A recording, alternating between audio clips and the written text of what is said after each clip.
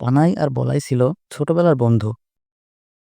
তারা একই গ্রামে বড় হয়েছে, একই সঙ্গে খেলাধুলা করেছে এবং একই সাথে পড়াশোনা করেছে। তাদের বন্ধুত্ব ছিল অটুট।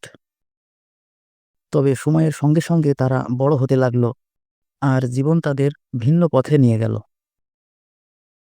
কানাই গ্রামে থেকেই একজন কৃষক হলো। সে খুব পরিশ্রমী ছিল এবং নিজের জমিতে চাষ করত।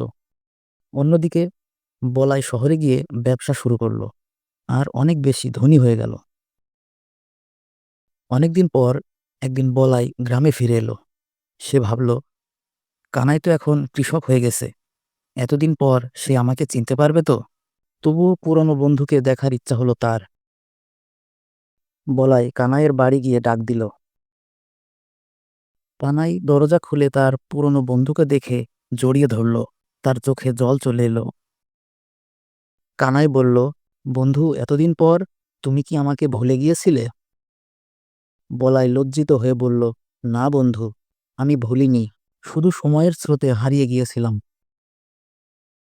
কানাই তাকে ঘরের ভিতর নিয়ে গেল আর সামান্য কিছু খাবার দিয়ে আপ্যায়ন করল। বলাই বুঝতে পারল, টাকা পয়সার চেয়ে ভালোবাসা ও বন্ধুত্ব অনেক বড়। বলাই বলল, বন্ধু, তুমি আসলেই ভাগ্যবান। তুমি ভালোবাসা দিয়ে ভরা একটা জীবন পেয়েছো, যেখানে আমি শুধু অর্থের পিছনে ছুটেছি। সেই দিন বলাই বুঝতে পারল, সত্যিকারের সুখ বন্ধুত্ব আর ভালোবাসার মধ্যেই লুকিয়ে আছে। এরপর থেকে বলাই নিয়মিত কানাইয়ের সাথে দেখা করতে আসতো এবং তার সুখ দুঃখে পাশে থাকত। সত্যিকারের বন্ধুত্ব কখনো হারিয়ে যায় না, বরং সময়ের সঙ্গে সঙ্গে তা আরও দৃঢ় হয়।